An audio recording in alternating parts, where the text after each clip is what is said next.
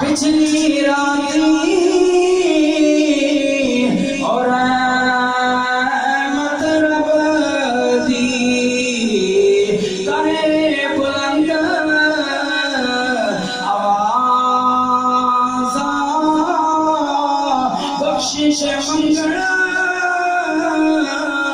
والے انکار کھلا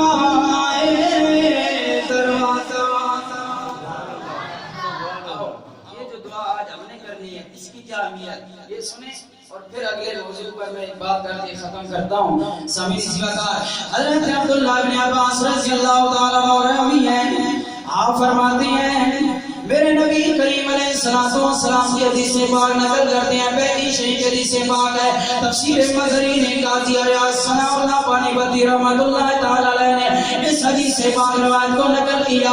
تفسیر جامع قرآن کے اندر جسٹس پیر محمد کرم شاہ رضی رحمۃ اللہ تعالی علیہ نے نقل کیا. آپ فرماتے ہیں حضرت عبداللہ بن عباس رضی اللہ تعالی عنہ میرے نبی کریم علیہ السلام نے فرمایا جب میرے امتی بہت سارے اکٹھے ہو کر دعا کرتے ہیں اپنے مرنے والے کے لیے، اللہ آسمان سے حکم دیتا ہے فرشتے کو بلاتا ہے. فرشتہ رضا رب جلیل کیا حکم ہے؟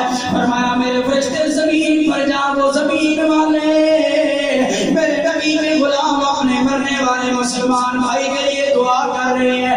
یا اللہ کیا حکم ہے میرے لیے؟ فرمایا اس دعا کو اٹھا ایک نور کا تھال لے کر جا. اس دعا کو اٹھا اور نور کا تھال لے کر جا، اس میں اس دعا کو رکھ دے. یا اللہ پہنچ گیا، دعا بھی دے لی، نور کے تھال میں رکھ دیا. کیا حکم ہے؟ رب کریم فرماتا ہے میرے فرشتے جا جس کے لیے دعا ہوئی ہے سمزاد عبد الرفیع صافی صاحب مرحوم مغفور کی قبر پر اس دعا کو لے جا، اس نور کے تھال کو لے جا. یا جس کی مرنے کے والے کے لیے دعا ہوتی ہے وہ دعا اس قبر والے کے پاس فرشتہ لے کر جاتا ہے. ارے قبر کے پاس کھڑا ہوتا ہے، اس نور والی دعا کے صدقے میں قبر بھی نور ہو جاتی ہے. قبر بھی کیا ہو جاتی ہے؟ نور. سارے بولو قبر بھی کیا ہو جاتی ہے؟